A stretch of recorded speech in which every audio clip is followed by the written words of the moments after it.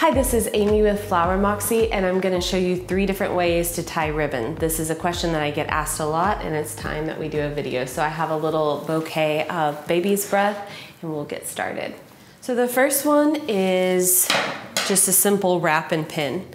One thing that you always need is to have really good, sharp scissors. Nothing is more frustrating than having some dull scissors and you're trying to cut and the ribbon's just fraying. So anyone who works with me knows that I'm like crazy about my ribbon scissors. They can't be used on anything other than fabric. So for the simple wrap, we're just going to take the end, and I probably have more ribbon than what I need. And I kind of angle it up to catch that edge because I don't want a corner poking out. And we're just gonna wrap it around a few times. You can make it really clean. You can make it a little bit more sloppy. It's just kind of what your preference is. And again, I think I have a little bit too much ribbon for this, but that's okay. One thing that you don't see me do a lot is wrap it all the way down. Let me cut this and I'll explain why. So then I take the end of the ribbon, I fold it under. Sorry, I've got to use my right hand because I don't want it to fray and I don't want to see that rough edge. And then I take a pixie pin, and these are fantastic. I never need a long pin, and long pins usually go through the bouquet and stab your finger on the other side. And I typically put these in back, and it helps when I hand them off to say, you know, this is the front of the bouquet, this is the back where the pins are. Usually it's obvious. So the reason why I don't wrap it all the way down, that is something that you probably commonly saw in the 80s or 90s when people used silk bouquets. I don't like to wrap them all the way down because 2 reasons. Hydration. I want the bouquet in water up until the moment I hand it off. And then 2, it's a lot of pressure on the stems. So, you know, baby's breath or hydrangea, you could wrap that all the way down and get away with it. But when you're building something more organic and you've got a lot of cross stems, if you wrap that all the way down, you're going to put too much pressure on your stems and break them. So that's why I really just like to wrap the point of intersection, the handle, and have like loose ends. If you want to cut them short, you can. Okay, so that's one way. This would be if you wanted to layer and have more drape. So when it comes to ribbon in general, I love, this is double face satin. We sell this, it's really soft. It's a great draping ribbon. If you want something that's a little bit softer, you can come in with this raw silk or chiffon ribbon. You can find really pretty stuff on Etsy, very bespoke. So I'm gonna layer in 2 ribbons that I think are nice colors. So I come over the top like you would a present, and we wrap it around, and you can come around a few times just to make sure that you cover your mechanics. And I love this stuff, but it does fray really, really easily. And I typically only use draping ribbon for the bridal bouquet. I don't often put it on the bridesmaids or bridal party just because I feel like I want the eye to go to the bride. Okay, so I've wrapped it around twice. I'm just going to tie a knot. There went my pin.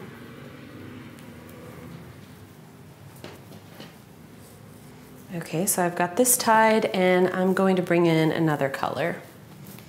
I'm going to move this down a smidge, and I'm going to do the same thing. Go over the top like a present.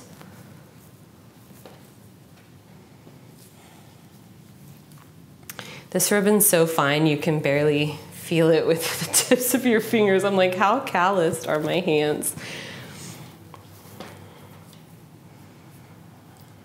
And I don't think that we need 2 wraps on this, so we'll go ahead and do 1.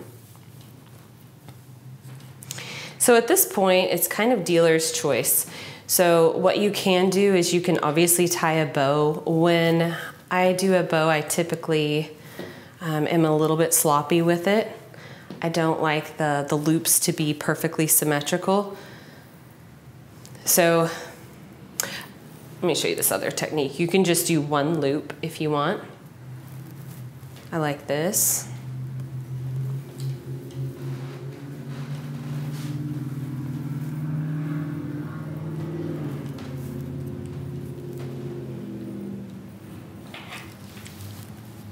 So very soft. And if you want to try a traditional bow, of course you can. And then when it comes to cutting the ribbon, I don't cut it all symmetrical. If that's going to drive you crazy, obviously you can. But I would come in here and probably cut it at different lengths just to look a little bit softer, because that's what we're going for when we're working with like the silk or chiffon. Now when it comes to ribbon, you want to cut it at an angle, because when you cut it straight across and, you know, basically it's gonna fray on you very, very easily. So it's more about the fabric, and the salvage is why you cut it at an angle, and it's just prettier.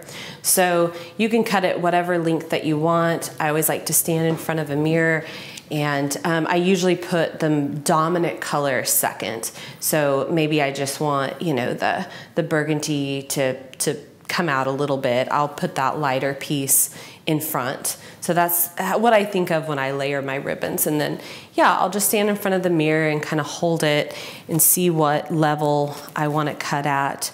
I usually leave it longer, and because I can always cut more off on site when I hand it to my client. And one other really, really important thing, especially with this type of ribbon, when it comes to any type of drape, is you don't want to put this on until right before you hand it off, or right before, if you're DIYing, right before you get married. Every time I thought I was saving myself time and I would put ribbon on in advance and then I would transport my bouquets to the venue, guess what happens? My ribbon would get wet, and when it's wet, it's pretty much ruined, especially the silk drapey stuff. So the only exception to the rule is if I was just doing like a classic wrap and I would leave the stems a little bit longer, dump some of the water out, transfer my bouquets, and then when I got to the venue, I would cut them a little bit shorter and hand it off. And oftentimes, you know, they can still get damp. So that's why it's so important to just wait, because pre-cut it, it's not gonna take that much time. Okay, so let's do one more just kind of technique. Okay, so last method is just layering in different textures, different sizes of width of ribbon. If you really love a lot of just variation, I think this would go really well for like a boho vibe.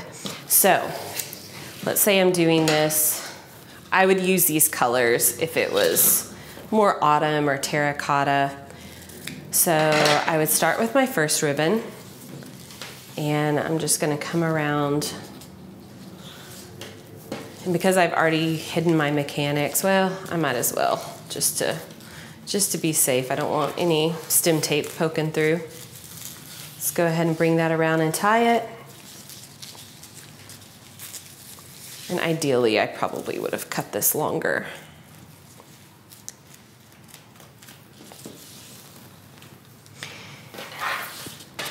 So then, let's say we want to bring in other ribbon. We can wrap it around and tie it in the same way, or, and this is what I wanted to show you. You've seen those pictures on Pinterest where there's like maybe 10 little thin pieces of ribbon on a really bright and colorful bouquet. This is the best way to do that. So you take it up and you form like a loop.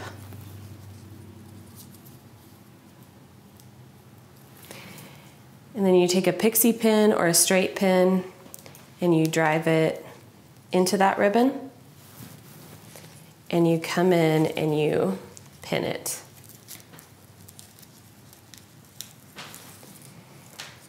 And ideally, I should have made that much longer. Let me do this with the, I really like this velvet.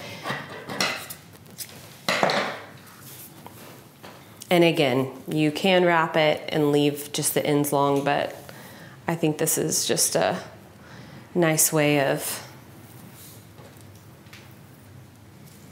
adding the ribbon without creating so much bulk on the handle.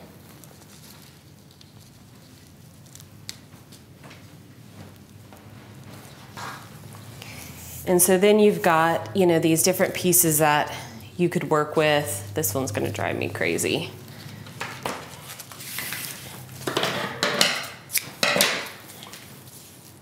Okay. That's about where I'd want it.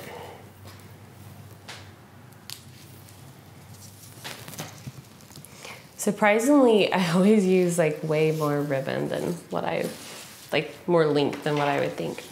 So now we have a lot happening here. I think it's really fun. And what we would do is pick it up, look in the mirror, and start trimming. And I would probably trim at different lengths. And again, sharp scissors make all the difference in the world.